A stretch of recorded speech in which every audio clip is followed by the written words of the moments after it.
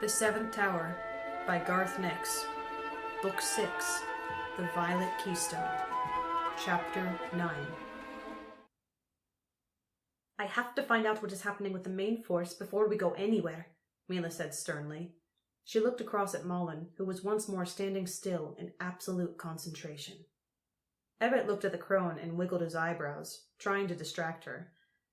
But Malin did not see him, though her pure blue eyes were open. "There are many of your people in the lower red levels," said Grail.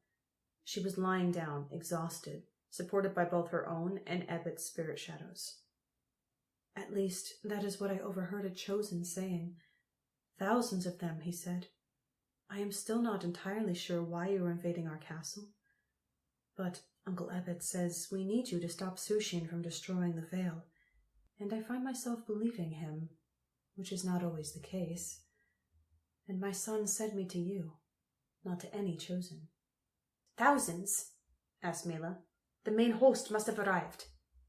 Sailson shook her head. "The chosen may simply be afraid. Remember, in fear nothing is certain. A single Sharak becomes a swarm. Only the calm shield maiden can count." Malin's eyes clouded. There was an instant hush. All the Icecarls leaned forward, as if they too might hear what Malin heard. "There is a crone at the exit from the heatways below. She will come no farther. She says that she has counted 2,000 of our folk through, and still they pass. Some wounded have come back, they say. They say we are victorious in the red levels, and the chosen retreat upward into Orange." "Ask her to tell a shield mother that Milla Talonhand lives," instructed Milla. "That I must now fight my way to the Violet Tower. Tell her that the most senior shield mother should assume command, and that they must keep attacking up through the levels, and try to join us in the Violet Tower as soon as they can." "Fair One Ear will command if she still lives," said Sailson. "We should send her a messenger as well, to be sure." Milla looked around at the green and dripping walls of the room. "How do we get out of here?" she asked Ebbitt. "And how do we get to the Violet Tower?"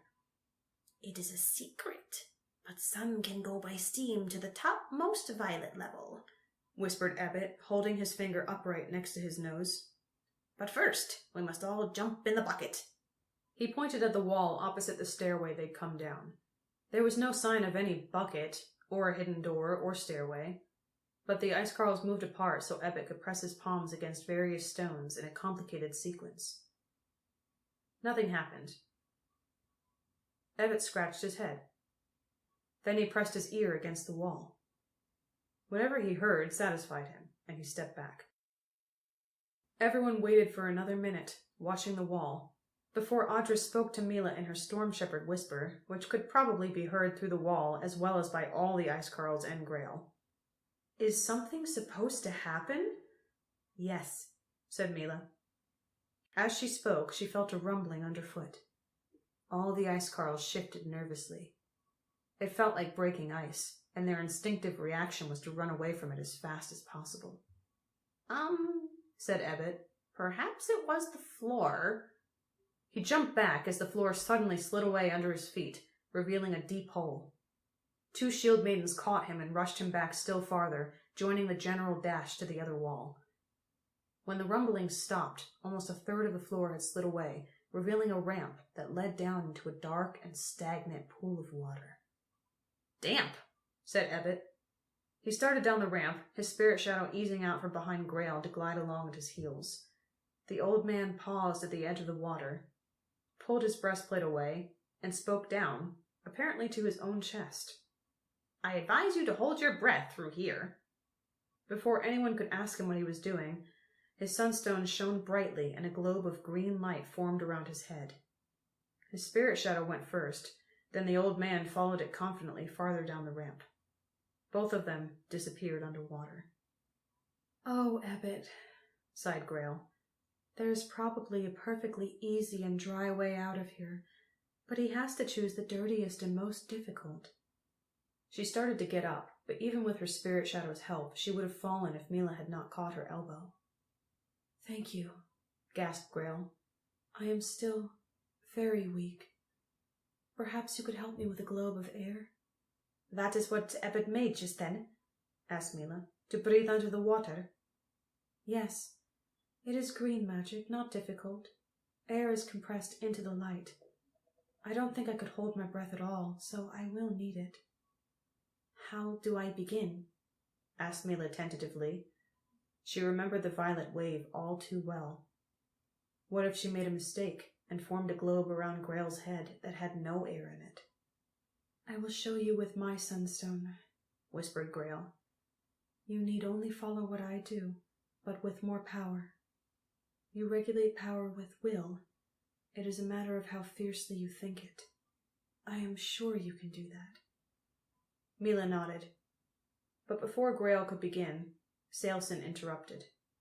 All the ice girls had been suspicious of sunstone magic in the first place. Milla had only made it worse with the violet wave. It made her feel strange deep inside to know that not only did she have the ability to use sunstone magic, but that the ice girls feared her for it. We should send someone through the water to take a look, the shield mother said, to see that there is air on the other side and that the way is clear. Others can go, said Milla. The chateau does not breathe, said Sailson.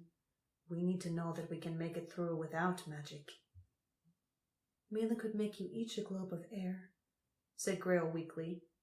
It would not take long. Milla saw the resistance on every ice-carl face, but no one spoke. If she ordered it, they would accept. But she would not order them, and once again she felt a pang in her heart as she was reminded how distant she now was from the shield maidens and hunters who stood before her. Send who you will, Milla said, but tie a cord to them first, in case of trouble. She turned back to Grail. Show me, said Milla. I will make a globe of air for you, but we will cross the water without magic. That is the ice-carl way.